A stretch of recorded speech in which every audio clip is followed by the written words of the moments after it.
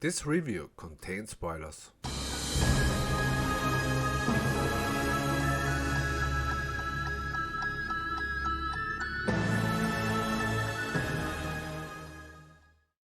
We continue the story with Loki after he got pruned. Other Loki imitators found him and they are running away from a smoke monster. Then we get an exposition dump from Boss Judge. Then we get an exposition dump from the Loki imitators. More walking, more talking, more running, then more talking, and not to forget, more talking. And at the end, a boss fight. Kind of. Let's jump into the review, shall we?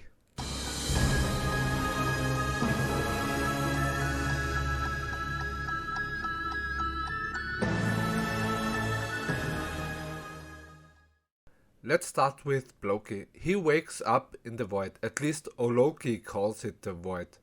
And this place is huge, so I guess to stumble over one person is amazing.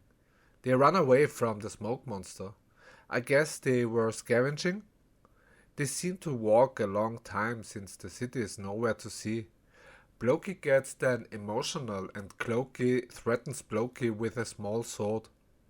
So Loki, who can fight, who has powers, who would have faced Thanos at some point, is afraid of a kid? The Nexus event of Loki was killing Thor. Since he's a kid, I guess the Thor he killed was also a kid, so why should this be intimidating for a Loki? It would be something else if Loki would have killed Thor from Infinity War. Loki has a conversation with Boss Judge. We get an exposition about how the pruning works. Boss Judge explains that it is impossible to destroy all the matter of a branch, so they move it to a void at the end of time. How does this work though? We so often prune stuff and it pruned always the things in a certain room, like when the little Loki played with her ship and the dragon and the TVA arrested her. What is with the rest of the matter? I mean, you have then the buildings, a planet, even air and water. We also see a warship arriving at the end of time, and it comes with just a little bit of water. But if you have a new branch, then you have all things of new matter. We also see buildings there, even an Avengers Tower, which seems to be not a part of Stark Industries. So it seems that the buildings get there too. This concept is very confusing. After Loki got all the information, Cartoon Clock saves Boss Judge with lying about a void spacecraft. So how does this technology work? Understand human behavior, or in this case Asgardian behavior, be spontaneously witty to save the life of Boss Judge with being able to lie? Anyways, Loki prunes herself. Why should she do this? Everything she just learned could have been a lie. It makes more sense for Boss Judge to lie than for Cartoon Clock. The Loki imitators arrive at their hideout, and there seems to be a spell on the entrance which Loki dispels. Later he makes a portal out of there when other Loki imitators start a fight with them. Why didn't he do a portal to the hideout? Why walk the complete way? It seems to be far away from the city, especially if there is a Loki faction which wants to take out this group. Doesn't seem to make a lot of sense. The Loki imitators talk and we learn the backstory of Loki. And he did not, as Loki in Infinity War, attack Thanos. He hid as debris, and this made him survive the event. But when Thanos left the ship, it exploded. He would die in space, right? I mean, he only says he drifted in space. Can everyone now survive space? But Loki seems to be the closest to the real Loki. And I'm a bit afraid of Disney making his story the original Loki MCU canon. This would mean that Loki is still alive, and this would make Loki's sacrifice, with quotes, in Infinity War worthless, and would take away emotional impact. Loki wants to leave and asks if they met a woman variant of them. Or Loki says that this sounds terrifying. What? Why? I mean, why does this sound tiring? It sounds kind of tiring too. And Loki then says, oh, she is, but that's kind of what's great about her. The terrifying part, I guess. Or the woman part. I would prefer the woman part. She's different because she doesn't want to take over the TVA, but take it down, Loki says about Floki. What a well-written conversation.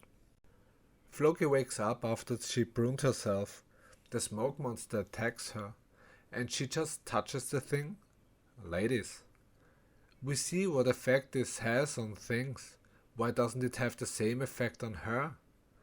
But bad review, you terrifying smart person, you say. She doesn't touch the smoke, but the being. I would ask, why is this being sending itself out of itself in the first place? Is it so she has the knowledge she needs to go further? Good that Floki has this ability in the first place, then without this would be screwed. She's running away from Smoke Monster and the car is showing up. Also very nice timing and also very convenient that Mobius knew that Floki is the one who arrived and not some serial killer or some sicko. So Loki meets Floki again, then Cloaky and Loki joining them and Floki is like going angry towards them. What does she wanna do to them? They did literally nothing. Why does Loki has to say, oh no, wait, these are my friends? You meet someone and have a few hours with them and everyone is friendship? That's how friendship works? Loki tells Floki that he wants to kill the smoke monster and Floki is like, oh my god, that was your plan? And then she's like to the other Lokis, and you went along with this? And they are like, no, not really. So Loki asks then what her plan is. And she tells him to enchant the smoke monster. Loki laughs because he knows she's right. Loki knows best. I like the birds. I don't know where the sound they make come from, but yeah, like them. So the gang is standing here, and Mobius is asking what's their next move. This is their planning session. Would it not make more sense to have this all with the blanket scene? Mobius was talking with the Loki imitators and Loki and Floki had a little cuddle. But no, it is more exciting when they plan things out in front of their enemy. I guess the makers are very well aware of how boring everything is and they try to make it more exciting, but it is just louder talking with background noise and a little bit of heroic music. Loki gives Loki his small sword. It is hilarious that Loki does have blankets but no weaponry. At least the kid has one. Oh, never mind, he has also a scabbard. It's all about priorities, I guess. Then the boss fight starts. Boss fights with quotes. Loki distracts Smoke Monster by running away. Meanwhile, Loki tries to penetrate the Smoke Monster's mind, but Smoke Monster smells some fishiness and turns to Floki. It wants to attack her, but then Loki is here to save the day. He makes a huge Asgardian city which the Smoke Monster wants to devour. Floki then asks Loki how Loki is doing this. Loki's answer is that he thinks that they are stronger than they realize. What a great explanation for how he's doing this. Thank you.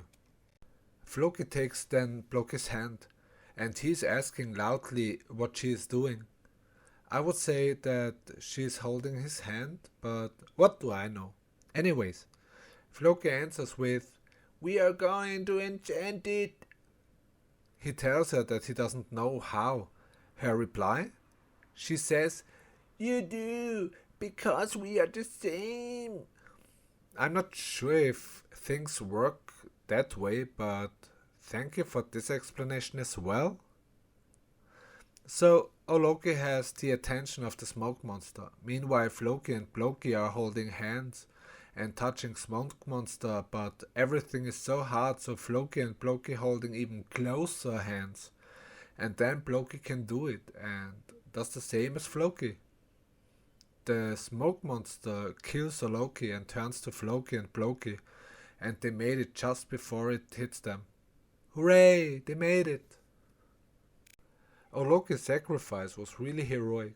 He seems to have always hidden, and now he was at the forefront and fought a fight he knew he would lose. He bought them just enough time so they can enchant the smoke monster. So, very great scene here.